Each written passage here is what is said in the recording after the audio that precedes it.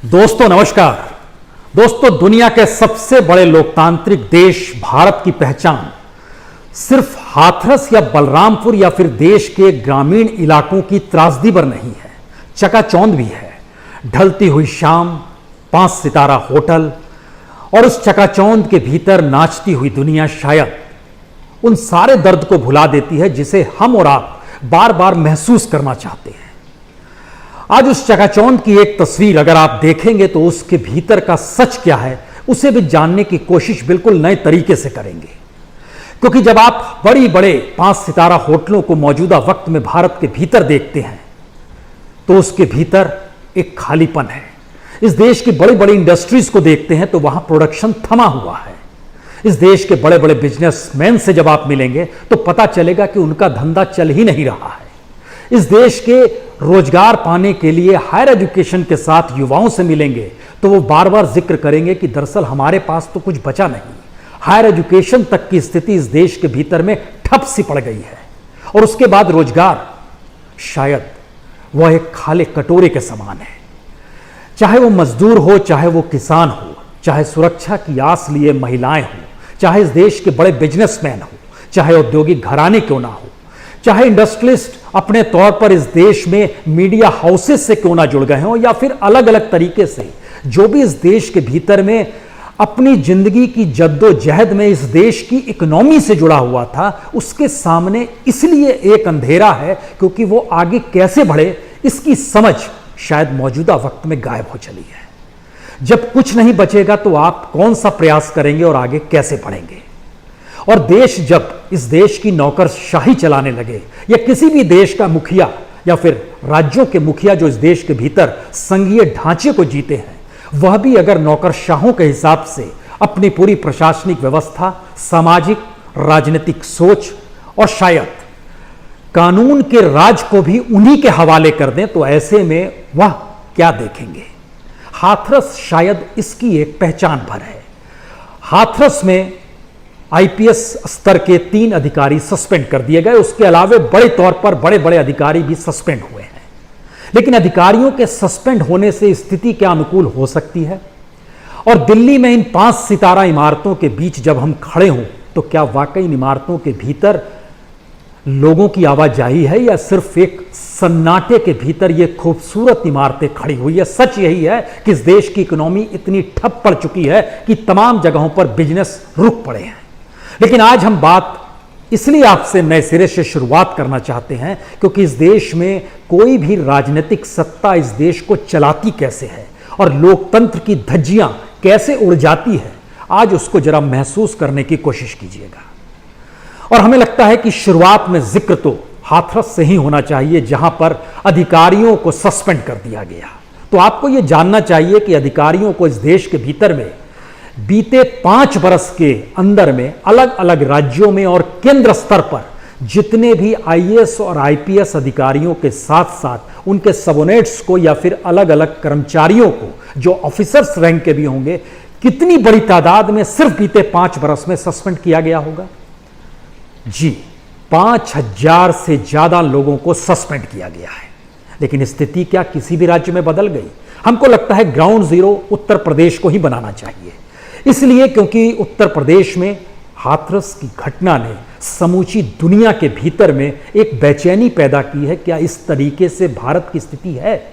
जिस भारत में हवाई अड्डे पर उतरते हैं तो सामने शानदार इमारतें नजर आती है, विकास और इंफ्रास्ट्रक्चर, इन सब की धूम, अंतर्राष्ट्रीय मंचों पर देश के प्रधानमंत्री हों या फिर इस देश में कोई भी नौकरशाह हो या किसी भी स्तर पर कोई भी बाहर जाता है तो बतलाता है भारत कितना विकसित होने की दिशा में बढ़ चुका है, अब वो विकासशील नहीं रहा। तो आइए जरा उत्तर प्रदेश को सबसे पहले खंगाल लें। यह खंगालना इसलिए जरूरी है क्योंकि आपके जहन में यह बात होनी चाहिए, जब हमने 5000 अधिकारियों को सस्पेंड किए जाने का जिक्र, वह भी उन अधिकारी का जो कि ऑफिसर्स रैंक के हैं, उसमें आईएएस भी है और आईपीएस भी है, तो फिर उत्तर प्रदेश लौट चलिए और कल्पना शुरू कीजिएगा क्या वाकई इसके बाद स्थिति ठीक हो जाएगी। उत्तर प्रदेश के डाटा चौंकाने वाले हैं क्योंकि उत्तर प्रदेश के भीतर में एक के बाद एक सस्पेंड लगातार लोगों को किया गया है। मसलन आपके जहन में आएगा कि हाथरस में जो हुआ उस घटना से पहले हमें बाकी बताइए। स्मार्ट मीटर में गड़बड़ी हुई, 2 अधिकारी सस्पेंड कर दिए गए 12 अगस्त को। 24 अगस्त को पशुधन घोटाला हुआ, डीआईजी स्तर के अधिकारी दिनेश चंद दुबे और अरविंद सिंह सस्पेंड कर दिए गए।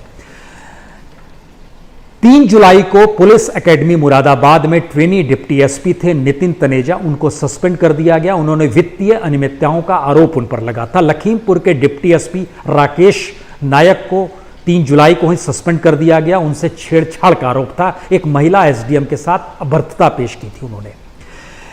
महोबा के एसपी मणिलाल पाटीदार घूसखोरी के आरोप में सस्पेंड कर दिए गए। प्रयागराज के एसएसपी, ये सितंबर का जिक्र कर रहे हैं जो कि पिछले ही महीने का जिक्र है, अभिषेक दीक्षित, करप्शन और पोस्टिंग में करप्शन का जिक्र था, इनको सस्पेंड कर दिया गया। एसएसपी गौतम नगर वैभव कृष्ण, इनको सस्पेंड कर दिया गया। मिसकंडक्ट का इन पर आरोप लगा था। एसएसपी कानपुर अपर्णा गुप्ता, इन पर भी मिसकंडक्ट का आरोप, इनको भी सस्पेंड कर दिया गया। और एक लंबी फहरिस्त है और बीते 3 बरस के भीतर में योगी सरकार ने कम से कम 18, 1.5 दर्जन आईपीएस को सस्पेंड किया है।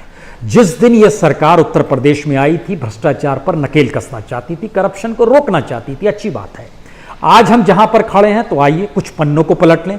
हिमांशु कुमार पहले आईपीएस थे जिनको 25 मार्च 2017 को इसलिए सस्पेंड किया गया कि इन्होंने सोशल मीडिया पर कुछ लिख दिया था।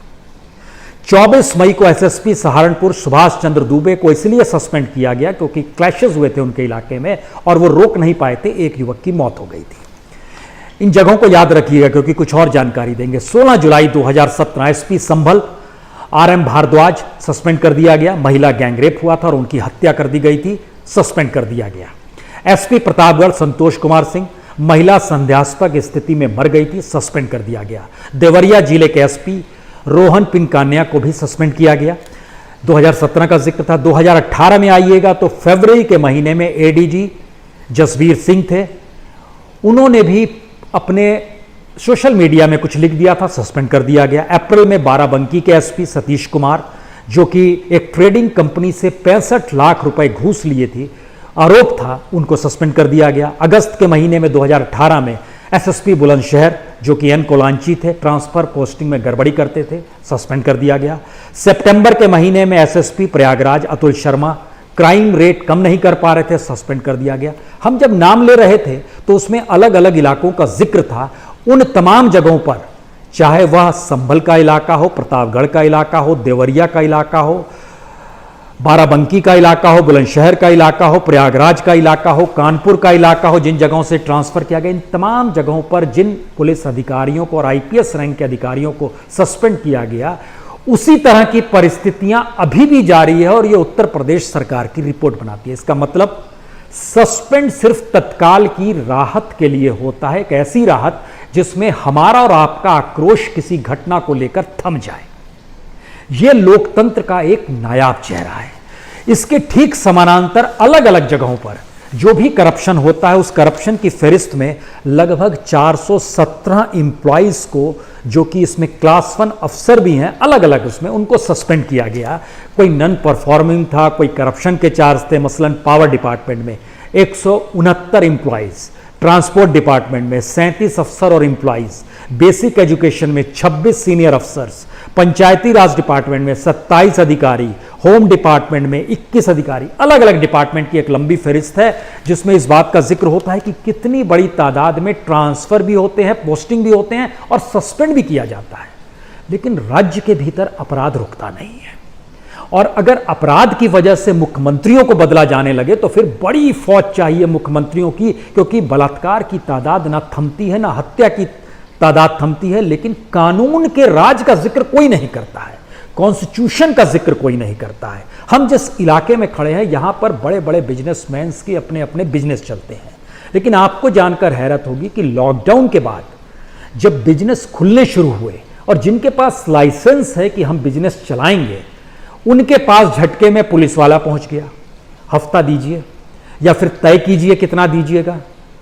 तो कहा महाराज बिजनेस तो अभी शुरू नहीं हुआ और पुलिस का क्या लेना देना, ना कोई वहां पर गलत काम हो रहा है, वह तो सिर्फ अपनी अब बिजनेस को शुरू करने वाला है। लेकिन इतने महीनों से लॉकडाउन के वक्त में कमाई तो हो नहीं पा रही थी, तो पुलिस झटके में बिजनेसमैन के दरवाजे पर पहुंच जाती है। कोई इनकम टैक्स से जुड़ा हुआ अधिकारी भी पहुंच जाता है अपने तौर पर नोटिस थमाते हुए।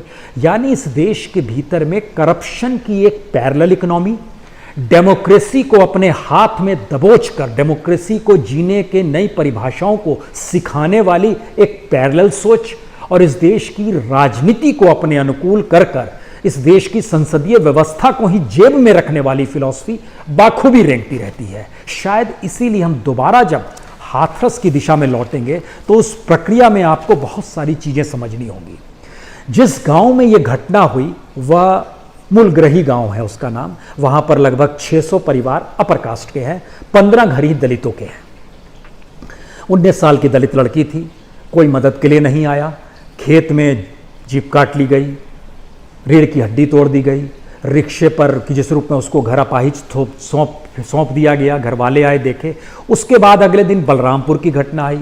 लड़की, बलरामपुर के इलाके को कहा गया है हर घर में शौचालय है, लेकिन संयोग से बलरामपुर में जिस लड़की के साथ बलात्कार हुआ और हत्या हो गई वह शौच के लिए गई थी। तो पूरी हमारी उस शौच प्रक्रिया को भी जीने की प्रक्रिया में आ जाइए। क्या वहां पर कुछ भी काम गलत हो रहा था? यानी शौच में भी, शौचालय खोलने में भी करप्शन हुआ है क्या? क्योंकि शौचालय घर में होता तो खेत में तो नहीं जाती।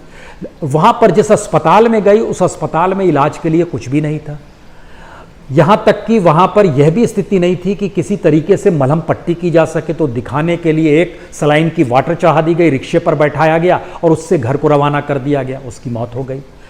एक इंफ्रास्ट्रक्चर जो इस देश के भीतर में, जो हमारे पीछे का चकाचौंध जब आप देखते होंगे तो सोच रहे होंगे शायद दिल्ली की इस चकाचौंध के भीतर कहां गांव की बात हो रही है और क्यों हो रही है, और अगर हो रही है तो उन गांवों को इस शहर से क्या लेना देना, या फिर शहर में जो इस तरीके से लोग बैठे हुए हैं, गांव में कोई भी घटना घट जाए उन्हें इससे क्या लेना देना है।